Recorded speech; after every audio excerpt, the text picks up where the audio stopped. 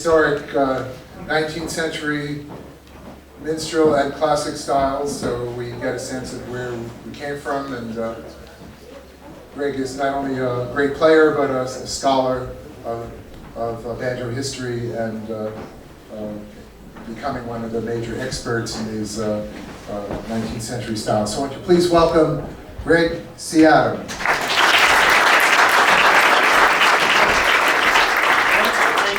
Well, it means a lot to me to be able to participate in an event like this, because in a lot of ways I kind of feel a little bit like a cultural anomaly.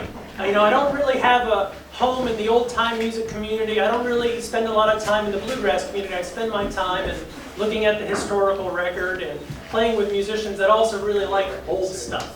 And so one of the things that I'm doing this weekend is teaching 3 sections about the early minstrel banjos, stuff that's tied up in blackface minstrelsy, that's tied up in people's affection for the banjo as part of the rise in American popular music. And as we kind of satisfy our desire to fall in love with the banjo as this popular music instrument, I also, as a researcher, have to learn about the uncomfortable things. Minstrelsy being tied up in racism, treatment of women, politics, social issues, all of these things that run counter to the beauty in our affections for this instrument. So I'm only going to play 2 pieces to kind of bring out what we can celebrate about this early time period. And the first piece comes from 1855 in a banjo instruction book. I'll tell you about it after I play it. But what I want you to pay attention to is think about what you do with the banjo, and how does the music that I'm playing sound similar and different in your own musical experiences.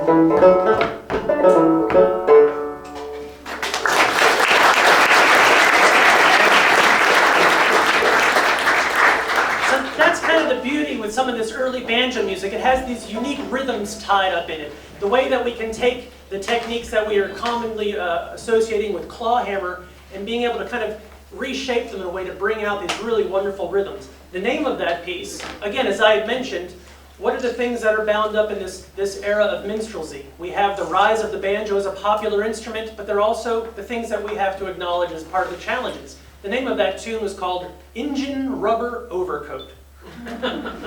So what do we do with that? The music is great, we can get a great groove, but how do we also acknowledge complexities? The next piece that I'm going to play is one of my favorite pieces to play. It's called the Japanese Grand March. Again, there's this exotic element to it. 1859, to my understanding, is the first year that Japanese delegation came to the United States. The exoticism got everybody's attention. The word Japanese is being slapped on all kinds of things. This is 1 year before the Civil War, 1860. So I challenge anybody here, think about, are there any musical elements in this piece that would evoke the idea of Japan? Use your imagination. And tied up in all of this, again, we have an African-American instrument, a technique that comes from an African-American provenance, playing this exoticized perception of Japan.